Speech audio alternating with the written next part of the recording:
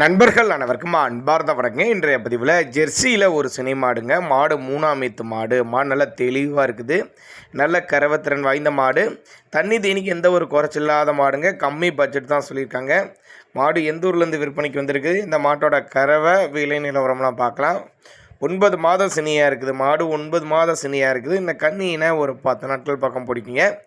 எங்கேருந்து விற்பனைக்கு வந்துருங்க, சிவகாசி பக்கத்துட்ட தாயில்பட்டி என்ற பகுதியிலேருந்து விற்பனைக்கு வந்திருக்குது. ஆல் ஓவர் தமிழ்நாடு டிரான்ஸ்போர்ட் வசதி அரேஞ்ச் பண்ணி கொடுக்கலாம். ஃபேட்டெல்லாம் பொறுத்தவரையிலையும் 100% அந்த மாட்டுக்கு ஃபேட் எதிர்பார்க்கலாங்க.